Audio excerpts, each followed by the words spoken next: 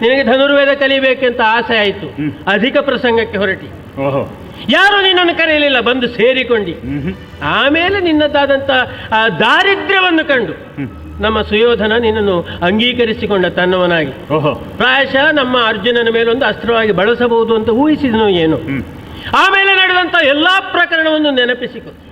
ಅದೆಷ್ಟು ಬಾರಿ ನಮ್ಮ ಮುಖಾಮುಖಿಯಾಗಿದೆ, ಎಷ್ಟು ಹೊತ್ತು ಮುಖ ತೋರಿಸಿ ನಿಂತಿದ್ಯೋ ನೀನು.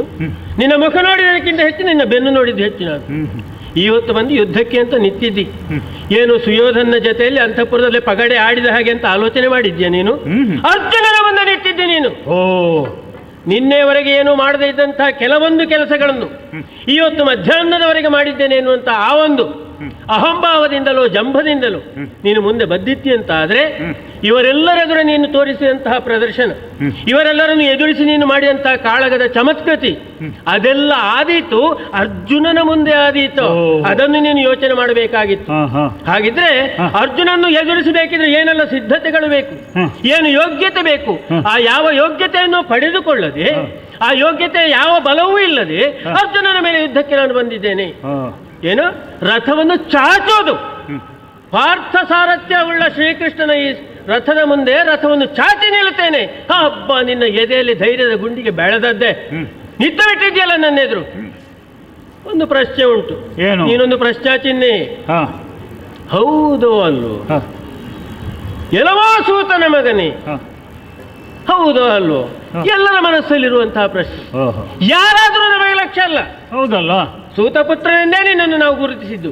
ಅದು ಪ್ರಶ್ನೆ ಹೌದು ಅಂತ ಆದ್ರೆ ಒಂದು ಪ್ರಶ್ನೆ ನಾನೀಗ ನಿನ್ನ ಮುಂದಿಡ್ತೇನೆ. ಏನು? ಸೂತನ ಮಗನೇ, ಅದಕ್ಕೆ ನೀನು ಹೌದು ಅಂತ ಒಪ್ಪಿದೆಯೋ? ತಲೆಯನ್ನು ನೀಗಲಿಕಹುದು ಅಲ್ಲ, ಕಣದಲ್ಲಿ ಕಾಳಗದ ಕಣದಲ್ಲಿ ಕಲಹದಲ್ಲಿ ನಿನ್ನ ಮೇಲ್ಮೇಲೆ ನೀನು ಬೆರೆಸ್ತೇನೆ ಅಂತ ಯೋಚಿಸಿದ್ರೆ ಅದನ್ನು ಮಲೆತರೆ ಕಾಣಲಬಹುದು. ಏನು ಕಲಹ ನಿನ್ನದ್ದು? ನಿನಗೆ ಅಗತ್ಯ ಇಲ್ಲದೆ ಇದ್ದದ್ದೇ ನಿನ್ನದು. ಪ್ರಾಯೋಪವೇಶ ಮಾಡ್ತೇನೆ ಅಂತ ಹೋದಂತೆ ಸುಯೋಧನ. ಇಲ್ಲ, ನಾನಿದ್ದೇನೆ ಪಾಂಡವರನ್ನು ಕೊಲ್ಲುವುದಕ್ಕೆ. ಏನು ನಿನ್ನ ಗಂಟು ಮುಳುಗಿಸಿದ್ದು ಪಾಂಡವರು? ಏನು ಸಂಬಂಧ ನಿನಗೆ? ನಮ್ಮ ಅಣ್ಣನೋ ತಮ್ಮನೋ ರಾಜ್ಯದಲ್ಲಿ ನಿನಗೆ ಅಧಿಕಾರ ಉಂಟು, ಅರ್ಧ ಬೇಡುವುದಕ್ಕಿದ್ಯೋ, ಮತ್ತೆ ಏನು ಅಂತ ಬಂದಿ? ಸುಯೋಧನನಿಗೆ ಬೇಡ, ಸಾಯ್ತೇನೆ ಅಂತ ಹೊರಟಿದ್ದಾನೆ. ನಾನಿದ್ದೇನೆ, ಪಾಂಡವರನ್ನು ನಾನು ಕೊಲ್ತೇನೆ. ಏನದು ಪಾಂಡವರ ಮೇಲೆ ನಿನಗೆ ದ್ವೇಷ? ಯಾವ ಕಾರಣಕ್ಕಾಗಿ ನಿನಗೆ ಪಾಂಡವರ ಮೇಲೆ ದ್ವೇಷ? ಏನು ಹಗೆತನವನ್ನು ಪಾಂಡವರು ನಿನ್ನ ಮೇಲೆ ಸಾಧಿಸಿದ್ದಾರೆ? ಹಾಗಿದ್ರೆ ಜೀವನದುದ್ದಕ್ಕೂ ಒಂದು ಅಧಿಕ ಪ್ರಸಂಗ, ಅದನ್ನು ಬಿಡುವುದಿಲ್ಲ ನೀನು. ಅಧಿಕ ಪ್ರಸಂಗ ಮಾಡ್ತಾ ಮಾಡ್ತಾ ಅರ್ಜುನನ ಮುಂದೆ ನಿಂತು ನಾನು ಹೋರಾಡಿ ಅದಾದ್ರೂ ಒಂದು ಹೆಸರು ಬರ್ತದೋ ಎನ್ನುವಂಥ ಪ್ರಯತ್ನವೇನು? ಇವತ್ತು ಬೆಳಗ್ಗೆ ನಿನ್ನ ಏನು ಘೋಷಣೆ ಅದನ್ನು ಕೇಳಿದಾಗ ಅರ್ಥ ಆಗ್ತದೆ. ನನ್ನ ಘೋಷಣೆ ಏನು? ಇವತ್ತು ಸೂರ್ಯಾಸ್ತಮಾನದೊಳಗೆ ನಿನ್ನ ತಲೆಯನ್ನು ಕತ್ತರಿಸಿ ಬಿಡ್ತೇನೆ. ನಿನ್ನ ಘೋಷಣೆ ಏನು? ಅರ್ಜುನಲ್ಲಿ ನಾನು ಹೋರಾಡಬೇಕು, ದಶನಾಮಾಂಕಿತನ ಅರ್ಜುನಲ್ಲಿ ಹೋರಾಡಬೇಕು. ಅವನ ಬಾಣಕ್ಕೆ ನನ್ನ ಬಾಣ, ಅವನ ಎದೆಗೆ ನನ್ನ ಎದೆ, ಅವನ ಭುಜಕ್ಕೆ ನನ್ನ ಭುಜ, ಅರ್ಜುನನ ರಕ್ತಕ್ಕೆ ನನ್ನ ರಕ್ತ. ಅಲ್ಲಿಗೆ ಧನ್ಯ ತಾನೆಂದ. ಯುದ್ಧದಲ್ಲಿ ಗೆಲ್ಲಬೇಕು ಅಂತೆಲ್ಲ ಅಲ್ಲಿಗೆ ಧನ್ಯತೆ. ಅರ್ಜುನೊಟ್ಟಿಗೆ ಹೋರಾಡಿದ್ದೇನೆ ಅನ್ನೋದ್ರಲ್ಲಿ ಕರ್ಣ ಒಂದು ಜನ ಅಂತ ಆಗಬೇಕು, ಈ ಉದ್ದೇಶದಿಂದ ಬಂದ ಹಾಗುಂಟು. ಹಾಗಾಗಿ ಒಟ್ಟು ಸೇರಿಸಿ ಹೇಳ್ತೇನೆ, ನೀನು ಹೌದು ಸೂತಪುತ್ರ ಅಂತ ಆದ್ರೆ ತಲೆಯನ್ನು ನೀಗಲಿಕಹುದು.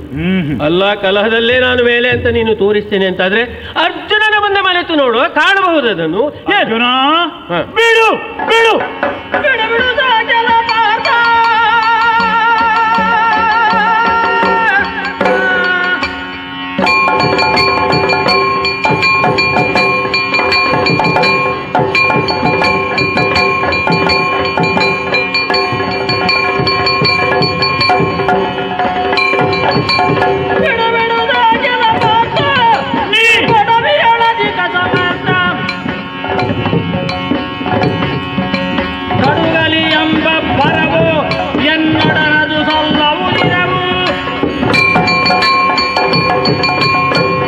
ಅರ್ಜುನ, ನೀನು ನನ್ನ ತಮ್ಮ ವಯೋಮಾನದ ಲೆಕ್ಕದಲ್ಲಿ.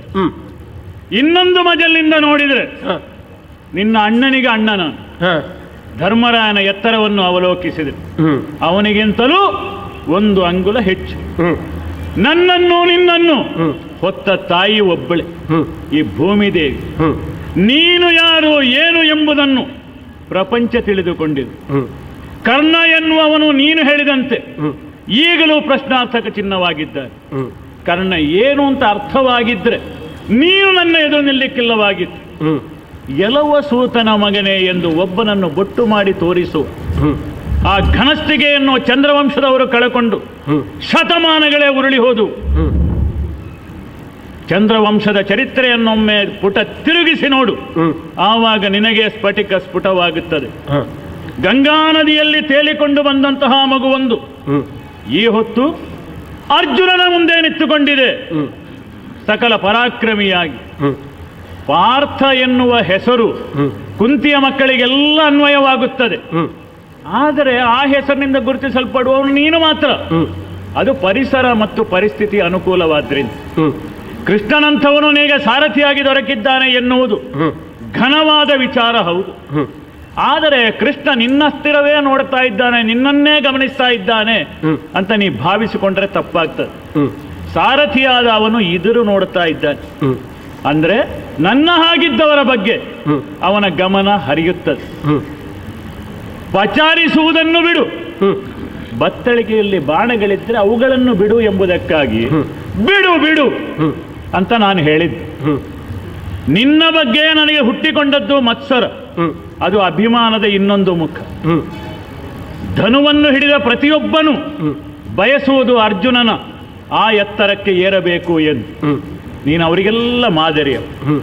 ಪಾರ್ಥನೊಬ್ಬನೇ ಧನುರ್ಧನವು ಎಂದು ಘೋಷಿಸಿದವಾಗ ಅವನೊಬ್ಬನೇ ಯಾಕೆ ಅಂತ ಪ್ರಶ್ನೆ ಮಾಡಿದವನು ನಾನು. ಒಂದು ರೀತಿಯ ಸ್ಪರ್ಧಾ ಮನೋಭಾವ. ನಾನು ಮಾಡಿದಂತಹ ಕೆಲವು ವಿಚಾರಗಳ ಬಗ್ಗೆ ನಿನ್ನ ಆಕ್ಷೇಪದ ಅಪಸ್ವರಗಳು ಬಂತು. ಸುಯೋಧನ ಸಂತೋಷಕ್ಕಾಗಿ ನಾನು ಪ್ರವರ್ತಿಸಿದ್ದೇನೆ, ಇದಕ್ಕೆ ಅದು ಉತ್ತರವಾಗ್ತದೆ.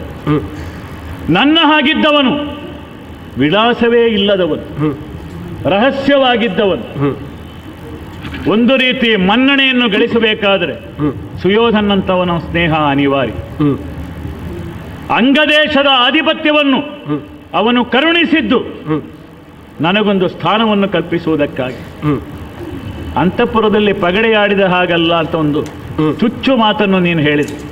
ಸುಯೋಧನ ಸ್ನೇಹಕ್ಕಾಗಿಯೇ ಈ ಹೊತ್ತು ರಣಾಂಗಣದಲ್ಲಿ ಭಾರವಾದ ಕಿರೀಟವನ್ನು ಹೊತ್ತುಕೊಂಡು ಬಂದವನು, ಸೇನಾಧ್ಯಕ್ಷ ಪದವಿಯನ್ನು ಅಲಂಕರಿಸಿದವನು.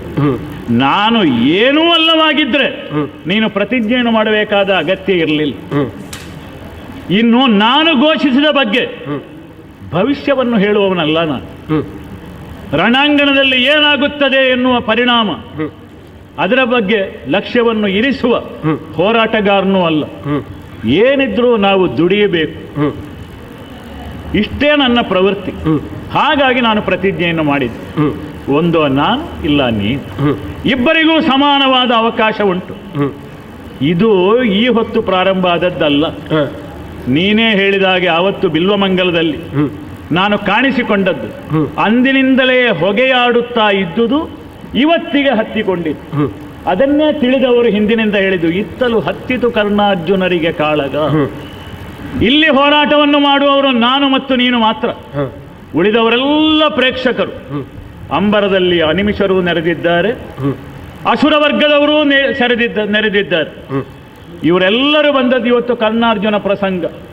ಏನಾಗ್ತದೆ ಇದನ್ನು ಈಕ್ಷಿಸಬೇಕೆಂಬ ಸದುದ್ದೇಶದಿಂದ. ರಣಾಂಗಣವೆನ್ನುವುದು ಮಾತಿನ ಮಂಟಪವಲ್ಲ, ಕೃತಿಕಾರರ ಆಡಂಬಲ. ನಿನ್ನಂತಹ ನಾನಾ ಕಡೆಗಳಿಂದ ವಿದ್ಯೆಯನ್ನು ಸಂಪಾದಿಸಿದ, ನಾನಾ ವಿಶ್ವವಿದ್ಯಾಲಯಗಳಿಂದ ಅಂಗೀಕಾರವನ್ನು ಪಡೆದ, ಶಿವನನ್ನೇ ಮೆಚ್ಚಿಸಿದ, ಕಾರ್ಮಕ ವಿದ್ಯೆಗೆ ಅಧಿದೇವತೆ ಎಂದೆನಿಸಿದವನು ಆ ಸದಾಶಿವ. ಬಿಲ್ವಿದ್ಯೆಯ ಸಂಬಂಧಿಯಾದ ಲಾಘವ, ವಿಕ್ರಮ, ಶೌರ್ಯ, ವಿಜ್ಞಾನಗಳನ್ನು ಕರಗತ ಮಾಡಿಕೊಂಡ, ಸದ್ಯ ಪ್ರಪಂಚದಲ್ಲಿ ನಿಷ್ಣಾತ ಎಂದು ಎನಿಸಿದ ನಿನ್ನನ್ನು ಎದುರಿಸಬೇಕಾದರೆ ಸ್ವಲ್ಪ ಅಧಿಕ ಬೇಕಾಗ್ತದೆ. ನಾನು ಯಾರ ಸಾಲ ಬಾಕಿಟ್ಟುಕೊಳ್ಳುವವಲ್ಲ, ಅತಿ ಸಾಹಸಿಗನೆ ಅಂತ ಕೇಳಿದ್ದಕ್ಕೆ ನಿನ್ನಲ್ಲಿ ಹೇಳುವುದು. ಕೊಡವಿಯಳು ಅಧಿಕ ಸಮರ್ಥ, ಲೆಕ್ಕಕ್ಕಿಂತ ಹೆಚ್ಚು ಸಾಮರ್ಥ್ಯವನ್ನು ಅಳವಡಿಸಿಕೊಂಡವನು. ಪ್ರಪಂಚವನ್ನೇ ನಾಶ ಮಾಡುವ ಆಯುಧವೊಂದು ನಿನ್ನ ಬಳಿಯಲ್ಲುಂಟು. ಇದು ಹೆದರಿಸುವುದಕ್ಕಾದಿದ್ದಲ್ಲದೆ ಪ್ರಯೋಜನಕ್ಕಾದೀತು, ಪ್ರಯೋಗಕ್ಕೆ ಬಂದಿತ್ತು. ಅದನ್ನು ಉಪಯೋಗಿಸಿದರೆ ನೀನು ನಾಶವಾಗುವುದಿಲ್ಲ. ಇದು ದೊಡ್ಡತನವನ್ನು ತೋರಿಸುವುದಕ್ಕೆ ಹೇಳುವುದು. ನಮ್ಮಲ್ಲಿ ಉಂಟು ಒಂದು ಅಸ್ತ್ರ, ಅದನ್ನು ನಾವು ಪ್ರಯೋಗ ಮಾಡಿದರೆ ಅಂತ. ಹಾಗಾಗಿ ಕೆಲವು ಅಧಿಕಗಳು ನಿನ್ನಲ್ಲಿ ಉಂಟು, ಬೇಕಾಗ್ತದೆ. ನಿನ್ನ ಹಾಗಿದ್ದವರಿಗೆ ಭೂಷಣ ಆಗ್ತದೆ, ನನ್ನ ಹಾಗಿದ್ದವರಿಗೆ ಕೊರತೆ ಆಗ್ತದೆ. ಅರ್ಜುನ, ನಾನು ಈ ಹೊತ್ತು ನಿನ್ನ ಎದುರು ನಿಂತದ್ದೇ ನನ್ನ ಬದುಕಿನಲ್ಲಿ ಮರೆಯಲಾಗದ ಕ್ಷಣ. ನಿನ್ನೆ ಏನು ಅದು ಹೋಯ್ತು. ನಿನ್ನೆ ಎನ್ನುವುದು ಚರಿತ್ರೆ, ನಾಳೆ ಎನ್ನುವುದು ಸಾಧನೆ, ಇವತ್ತು ಎನ್ನುವುದು ಶೋಧನೆಯ ಕಾಲ. ನಾವೆಲ್ಲ ಏನಿದ್ರು ಇವತ್ತು ಅಂತ ಹೇಳುವವರು. ಹಾಗಾಗಿ ಇವತ್ತು ಕರ್ಣ ಏನು ಎಂಬುದನ್ನು ಬೆಳಗಿನಿಂದ ನೀನು ನೋಡ್ತಾ ಇದ್ದಿ, ಅದನ್ನು ನೀನು ಮೆಚ್ಚಿಕೊಂಡು ಇದ್ದು. ಇನ್ನು ನಾನು ರಥವನ್ನು ಚಾಚಿದ್ದು ಮುಖ್ಯ ಕಾರಣವಾಗಿ ಪರಿಭವಗಳು ಪರಾಭವಗಳನ್ನು ನಾ ಬದುಕಿನಲ್ಲಿ ಕಂಡದ್ದು ಮೊದಲೇನೂ ಅಲ್ಲ. ಮಗ ವೃಷಸೇನನ ಮರಣ ವೀರೋಚಿತವಾದುದು ಎಂದು ಮರೆತೇನು. ಆದರೆ ನಮ್ಮ ಸ್ವಾಮಿಯ ಸಹೋದರ ದುಶ್ಯಾಸನ ದಾರುಣ ಹತ್ಯೆ ನನ್ನನ್ನು ಸವ್ಯಸಾಚಿಯ ಚಂದನದ ಸಮೀಪ ನಮ್ಮ ರಥವನ್ನು ಹಾರಿಸುವಂತೆ ಶಲ್ಯರಲ್ಲಿ ವಿನಂತಿಸುವಂತೆ ಮಾಡಿದ್ದು. ಎಷ್ಟಾದರೂ ನೀನು ಕಲಿಪಾರ್ಥ, ಇನ್ನಾದರೂ ಕಲಿಪಾರ್ಥ. ನಾನು ಕಂಡ ವಸಂತಗಳು ವರ್ಷಗಳು ಅನೇಕ, ನೀನು ಆಮೇಲೆ ಹುಟ್ಟಿದವು. ಆತ್ಮಶಿಲ್ಪಕ್ಕೆ ಅನುಭವದ ಪೆಟ್ಟುಗಳು ಪೂರಕವಾಗಬೇಕು. ಈವರೆಗೆ ಕರ್ಣ ಸೋತದ್ದಿರಬಹುದು, ಇದರ ಅರ್ಥ ಇನ್ನವ ಸೋತೇ ಇರುತ್ತಾನೆ ಅಂತಲ್ಲ. ಹಾಗಾಗಿ ರಣಾಂಗಣದಲ್ಲಿ ಸೋತವನು ಸತ್ತ, ಗೆದ್ದವನು ಸೋತ ಎಂಬ ಮಾತು ಹುಟ್ಟಿಕೊಂಡದ್ದು. ಹಾಗಾಗಿ ಅಂತಿಮದಲ್ಲಿ ಏನಾಗುತ್ತದೆ ಎಂಬುದಕ್ಕೆ ಕಾಲವೇ ಉತ್ತರ ಕೊಡಬೇಕು. ಆದ ಕಾರಣ ನಿನ್ನಲ್ಲಿ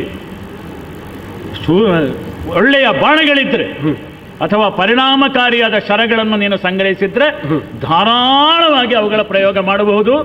ನಾನು ಅವುಗಳಿಗೆ ಉತ್ತರವನ್ನು ಕೊಟ್ಟೆ. ಆಸೆ ತಪ್ಪಲ್ಲ, ದುರಾಸೆ ಅತ್ಯಾಸೆ ತಪ್ಪು. ಹೌದು, ಭೂಮಿಯನ್ನೇ ಹೊತ್ತು ಬಿಡ್ತೇನೆ ಒಬ್ಬ ಸಾಮಾನ್ಯ ಬಡಕರು ದೇವ ಹೊರಟ ಅಂತ ಆದರೆ ಅದು ಮರಣದಲ್ಲಿ ಪರ್ಯಾವಸಾನ ಆಗ್ತದೆ. ಯಾಕೆ ಹೇಳ್ತೇನೆ, ಆ ಹೊರುವಂತಹ ಶಕ್ತಿ ನಮ್ಮಲ್ಲಿದೆಯೋ ಅಂತ ಯೋಚನೆ ಮಾಡಬೇಕು. ಅರ್ಜುನಂತಹ ಧನುರ್ವೇದವನ್ನು ಸಾಕ್ಷಾತ್ಕರಿಸಿಕೊಂಡಂತ ಒಬ್ಬ ವ್ಯಕ್ತಿಯ ಮುಂದೆ ನಾನು ಬಂದು ಹೋರಾಡ್ತೇನೆ ಅಂತ ಹೇಳಬೇಕಿದ್ರೆ ಸಾಯಕ ತೊಡುವ ವಿಚಾರ ಏನು ಗೊತ್ತೋ ನಿನಗೆ? ಸಾಯಕ ತೊಡುವ ವಿಚಾರ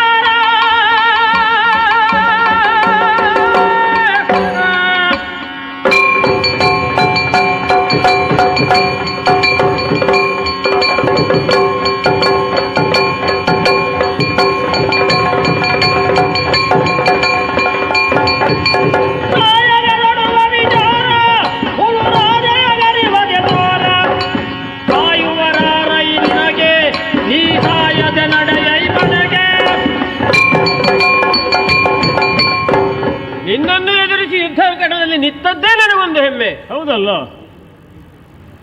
ಬಹುದೊಡ್ಡ ಸಮಾರಂಭ ಆಗ್ತಾ ಇದೆ. ಬಹು ತಿಳಿದವರೆಲ್ಲ ಇದ್ದಾರೆ ವೇದಿಕೆಯಲ್ಲಿ. ಸಭೆ ಮೂಲೆಯಲ್ಲೊಬ್ಬ ಕೂತು ಹೋಗ್ತಾನೆ. ನಾನು ಹೋಗಿದ್ದೆ, ಆ ಸಭೆಯಲ್ಲಿ ನಾನಿದ್ದೆ. ಅಷ್ಟೇ ಆದೀತು. ಯಾಕೆ? ಅರ್ಜುನನ ಮುಂದಿತ್ತು 4 ಬಾಣವನ್ನಾದರೂ ಬಿಡಬೇಕಾಗಿದ್ರೆ ಅದಕ್ಕೆ ಯೋಗ್ಯತೆ ಬೇಕು. ಅಂತ ಆರ್ಜಿಸಿಕೊಂಡಂತಹ ಶಕ್ತಿ ವಿಶೇಷಗಳು ಬೇಕು. ಹೌದಲ್ಲ, ಎಲ್ಲರಿಗೂ ಆಗೋದಿಲ್ಲ. ಯುದ್ಧ ಮಾಡ್ತೇನೆ, ನಿನ್ನನ್ನು ಎದುರಿಸ್ತೇನೆ ಎಂಬಂತ ಮಾತನ್ನು ಹೇಳ್ತಾ ಇದ್ದಿ. ನೀನು ಹೇಳಿದ ಮಾತ್ರಕ್ಕೆ ಅಷ್ಟನ್ನೇ ನಾನು ಪಂಥಾಹ್ವಾನ ಅಂತ ಸ್ವೀಕರಿಸುವುದಕ್ಕಾಗೋದಿಲ್ಲ. ಅರ್ಜುನ ನಾನು ಕೊಲ್ತೇನೆ ಅಂತ ನೀನು ಪ್ರತಿಜ್ಞೆಯನ್ನು ಮಾಡಿದ್ದಿ. ಹಾಗಾಗಿ ಕರ್ಣ ಒಬ್ಬ ವಿಕ್ರಮಿ ಅಂತ ಹೇಳ್ತಾ ಇದ್ದಿ. ಹಾಗಾಗುವುದಿಲ್ಲ. ಮನೆಯಲ್ಲಿ ದೇವರ ಪೂಜೆಗೆ ಅಂತ ಇಟ್ಟಂತಹ ಪ್ರಸಾದ ಇನ್ನು ನೈವೇದ್ಯ ಕೊಡಬೇಕು. ಶ್ವಾನ ಒಂದು ಮೂಸಿ ಹೋಯಿತು. ಸಿಟ್ಟಿನಿಂದ ಹೇಳ್ತಾನೆ, ನಾಯಿಯನ್ನು ಕೊಂದು ಹಾಕಿ ಬಿಡ್ತೇನೆ ಈಗ ಅಂತ. ಆ ನಾಯಿ ಅಷ್ಟೆತ್ತರಕ್ಕಿದೆ ಅಂತ ಅರ್ಥವೇನೋ ಅದರದ್ದು. ಆ ಹೊತ್ತು ನೀನು ಮಾಡಿದಂತಹದ್ದು ಏನಿದೆ, ಆ ದ್ರೌಪದಿ ವಸ್ತ್ರಾಪಾರ ಸಂದರ್ಭದಲ್ಲಿ ಆವಾಗ ಕ್ರೋಧೋನ್ಮತ್ತನಾಗಿ ನಾನು ಹೇಳಿದಂತಹ ಪ್ರತಿಜ್ಞೆ. ಮತ್ತೆ ಕರ್ಣ ಅಷ್ಟು ಎತ್ತರಕ್ಕೆ ಬೆಳೆದಿದ್ದಾನೆ ಅಂತಲ್ಲ, ಒಂದಲ್ಲ ಎರಡಲ್ಲ ಮೂರಲ್ಲ 4 ಬಾರಿ ನಾವು ಪರಸ್ಪರ ಹೊದ್ದಾಡಿ ನೋಡಿದ್ದೇವೆ. 2 ಬಾಣದ ಪೆಟ್ಟನ್ನು ತಿನ್ನುವಂತ ಶಕ್ತಿ ನಿನಗಿರಲಿಲ್ಲ. ಇವತ್ತು ಬಂದು ನಾನು ನಿನ್ನ ಪರಾಕ್ರಮಕ್ಕೆ ಎದುರಾಗಿ ನಿಂತಿದ್ದೇನೆ, ಅದೇ ಒಂದು ನನಗೆ ಹೆಮ್ಮೆ ಅಂತ ಹೇಳ್ತಾ ಇದ್ದೆ. ಹಾಗಿದ್ರೆ ನಿನ್ನ ಸೋಲಿನ ರಹಸ್ಯ ಏನು ಅಂತ ನಾನು ಹೇಳ್ತೇನೆ. ಬಹುದೊಡ್ಡ ಒಬ್ಬ ಪುರೋಹಿತರು ಬೇಕಾದಷ್ಟು ಮಂತ್ರಗಳನ್ನು ಹೇಳ್ತಾರೆ, ಪೂಜೆಯನ್ನು ಮಾಡ್ತಾರೆ. ಯಾವನೋ ಒಬ್ಬ ಸ್ವಲ್ಪ ಕಂಠಪಾಠ ಮಾಡಿಕೊಂಡಿದ್ದಾನೆ, ಹಾಗೆ ಹೇಳುವುದನ್ನು ಪ್ರಯತ್ನ ಮಾಡ್ತಾನೆ. 4 ಮಂದಿಯಲ್ಲಿ ಹೇಳಿ ಶಾಬಾಸ್ ಅಂತ ಅನ್ನಿಸಿಕೊಳ್ತಾನೆ. ವಿಸರ್ಗ ಅನುಸ್ವಾರ ಎಲ್ಲ ಸರಿಯಾಗಿರ್ಬೇಕು ಮಂತ್ರೋಚ್ಚಾರಣೆಯಲ್ಲಿ. ಅಂಥವನಿಗೆ ಮಾತ್ರ ಅದು ಸಲುವುದು. ರಾಜಪುರೋಹಿತನಿಗೆ ಮಾತ್ರ ಸಲುವುದು, ಬ್ರಾಹ್ಮಣೋತ್ತಮನಿಗೆ ಮಾತ್ರ ಸಲುವುದು ಆ ಮಂತ್ರ ಎನ್ನುವಂಥದ್ದು. ಉಳಿದವನಿಗೆ 4 ಮಂದಿ ಮುಂದೆ ಪ್ರದರ್ಶನಕ್ಕೆ ಸಾಕಾಗ್ತದೆ. ಈ ಅರ್ಜುನನ ಮುಂದೆ ನೀನು ನಿಂತಿದ್ದೀ ಹೊತ್ತು ಸಾಮಾನ್ಯರ ಮುಂದೆ ನೀನು ನಿಂತಿದ್ದೆ ಅಂತ ತಿಳ್ಕೊಳ್ಬೇಡ. ಹಾಗೆ ಬರುವುದಿಲ್ಲ ಈ ಶೌರ್ಯ ಎನ್ನುವಂಥದ್ದು, ಪರಾಕ್ರಮ ಎಂದು ಹಾಗೆ ಬರುವುದಿಲ್ಲ. ಬೇಕಾದಷ್ಟು ಬೇಕು.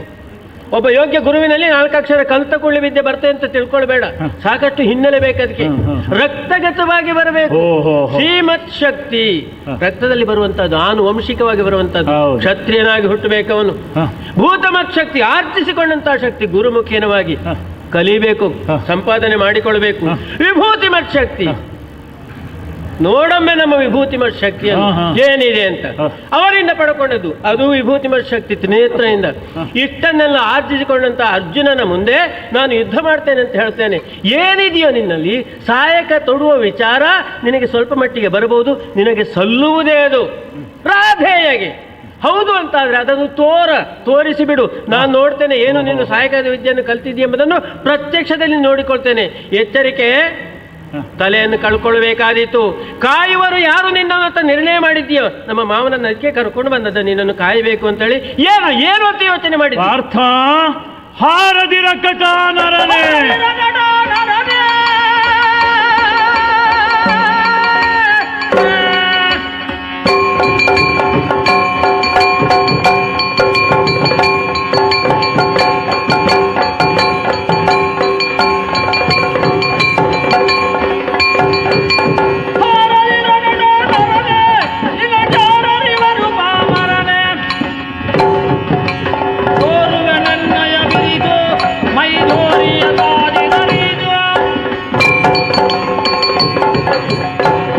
ಅರ್ಜುನ, ನಾನಾ ಉದಾಹರಣೆಗಳನ್ನು ನೀನು ಪ್ರಸ್ತಾಪಿಸಿದೆ. ಕೆಲವೊಂದನ್ನು ನಾನು ಹೇಳದಿದ್ರೆ ಸಂಭಾಷಣೆಯಲ್ಲಿ ರಸೋತ್ಪಾದನೆ ಆಗುವುದಿಲ್ಲ. ಗುರುಮಠದಲ್ಲಿ ಶಿಷ್ಯನೊಬ್ಬನು ಕಲಿಯುತ್ತಾ ಇರುವಾಗ ಗುರುಗಳು ಪ್ರಶ್ನೆ ಕೇಳಿದ್ರಂತೆ, ವಲಯಗಳು ಯಾವುದೆಲ್ಲ? ಒಂದನೆಯದ್ದು. ಎರಡನೆಯದ್ದು ಉಷ್ಣವಲಯ, ಶೀತವಲಯ, ಸಮಶೀತೋಷ್ಣ ವಲಯಗಳೆಂದ್ರೆ ಏನು? ಮೂರನೆಯ ಪ್ರಶ್ನೆ, ಉಷ್ಣವಲಯದಲ್ಲಿ ಅತಿ ಹೆಚ್ಚು ಉಷ್ಣವು, ಶೀತವಲಯದಲ್ಲಿ ಅತಿ ಹೆಚ್ಚು ಶೀತವು, ಸಮಶೀತೋಷ್ಣ ವಲಯದಲ್ಲಿ ಎರಡು ಸರಿಯಾಗಿರುವುದಕ್ಕೆ ಕಾರಣ ಏನು ಅಂತ ಶಿಷ್ಯ ಹೇಳಿದನಂತೆ. ಒಂದನೇ ಪ್ರಶ್ನೆಗೆ ಎರಡನೇ ಪ್ರಶ್ನೆ ಉತ್ತರ, ಎರಡನೇ ಪ್ರಶ್ನೆಗೆ ಮೂರನೇ ಪ್ರಶ್ನೆ ಉತ್ತರ, ಮೂರನೇ ಪ್ರಶ್ನೆಗೆ ಉತ್ತರ ಗೊತ್ತಿಲ್ಲ. ಹಾಗಾಗಿ ಅವನು ಉತ್ತಮ ಅಂಕಗಳನ್ನು ಪಡೆದನಂತೆ. ಈಗ ನಿನ್ನದು ಹಾಗೆ ಆಯ್ತು. ಸಹಾಯಕ ತೊಡುವ ವಿಚಾರ ರಾಧೆಗೆ ಸಲ್ಲುವುದೇ? ಪ್ರಶ್ನೆ ಇಲ್ಲ ಅಂತಾದ್ರೆ ಮತ್ತೆ ತೋರು ಎನ್ನುವುದು ಎಲ್ಲಿಗೆ ಬರ್ತದೆ? ತೋರಿಸ್ತಾನೆ ಅಂತಾದ್ರೆ ಸಲ್ಲುವುದೇ ಎಂಬುದನ್ನು ಅವನು ಪ್ರತಿಪಾದಿಸಿದ ಹಾಗೆ ಆಗ್ತದೆ. ಇಲ್ಲದೇ ಇದ್ದುದನ್ನು ಪ್ರದರ್ಶನ ಮಾಡಲಿಕ್ಕೆ ಆಗೋದಿಲ್ಲ. ಇನ್ನು ನಿನ್ನದು ಮತ್ತೊಂದುಂಟು, ಬಹಳ ಒಳ್ಳೆಯದುಂಟು. ಸಾಯದೆ ನಡೆಮನೆಗೆ ಪರಶಿವನ ಕೊರಳಲ್ಲಿ ರಾರಾಜಿಸುತ್ತಾ ಇದ್ದ ಸರ್ಪವೊಂದು ಗಗನ ಮಾರ್ಗದಲ್ಲಿ ಸಂಚರಿಸುವ ಗರುಡನಲ್ಲಿ ಪ್ರಶ್ನೆ ಮಾಡಿತಂತೆ. ಹೋ ಹೋ ಹೋ ಗರುಡ ಮಹಾಶಯರು ಹೇಗಿದ್ದೀರಿ? ಸೌಖ್ಯವಾದ. ಆವಾಗ ವೈನತೆಯನ್ನು ವಿನೀತನಾಗಿ ಹೇಳಿದನಂತೆ, ಯಾರು ಎಲ್ಲಿದ್ದಾರೆ ಅವರು ಅಲ್ಲಿಯೇ ಇದ್ದರೆ ಎಲ್ಲರಿಗೂ ಸೌಖ್ಯ. ನಿನ್ನನ್ನು ರಕ್ಷಿಸುವವನೊಬ್ಬನಿದ್ದಾನೆ ನಿನ್ನ ರಥದ ಮುಂದೆ ಎಂಬ ಧೈರ್ಯ. ಹಾಗಾಗಿ ನೀನು ಉಳಿದ ಬಡತಾಯಿ ಮಕ್ಕಳ ಹತ್ರ ಕೇಳುವುದು ಅಲ್ಲ. ಮೊದಲು ಹೇಳಿದ್ದೆ, ತಲೆಯನ್ನು ನೀಗಳಿಕಹುದು ಮಲೆತರೆ ಕಾಣಲು ಬಹುದು. ಮತ್ತೆ ಕಾಣಬೇಕಾದ್ರೆ ನನಗೆ ತಲೆ ಇಲ್ಲ ಇದ್ರೆ ಮತ್ತೆ ಕಾಣುವುದಿಲ್ಲಿಂದ? ಕಣ್ಣು ಇರುವುದಿಲ್ಲ. ಅದನ್ನೇ ಮುಂದುವರಿಸುತ್ತಾ ಸಾಯದೆ ನಡೆ ಮನೆಗೆ. ಸಾಯದಿದ್ರೆ ಮನೆಗೆ ನಡೆಯುವುದು, ಸತ್ರ ಮತ್ತೆ ಬೇರೆಯವರು ಹೊತ್ತುಕೊಂಡು ಹೋಗಬೇಕು. ಹಾಗಾಗಿ ರಣಾಂಗಣದಲ್ಲಿ ಪ್ರತಿಸ್ಪರ್ಧಿಯಾಗಿ ನಿಂತವನಲ್ಲಿ ಅಂತ ಪ್ರಶ್ನೆ ಇಲ್ಲ. ಒಂದ ನಾನು ಇಲ್ಲ ನೀನು ಅಂತಾದ್ರೆ ಇಬ್ಬರಲ್ಲಿ ಒಬ್ಬರು ಬದುಕಿರಬೇಕು ಎನ್ನುವುದು. ಈ ರೀತಿ ಒಂದು ಗುಟ್ಟು ಅಲ್ಲಲ್ಲ, ಈ ರೀತಿ ಆಲಂಕಾರಿಕವಾಗಿ ಮಾತಾಡುವುದು ನಿನ್ನ ಹಾಗಿದ್ದವನಿಗೆ ಭೂಷಣ. ಆದರೆ ವಾಸ್ತವಿಕತೆಗೂ ವಿಚಾರಕ್ಕೂ ಸಂಬಂಧ ಬೇಕು.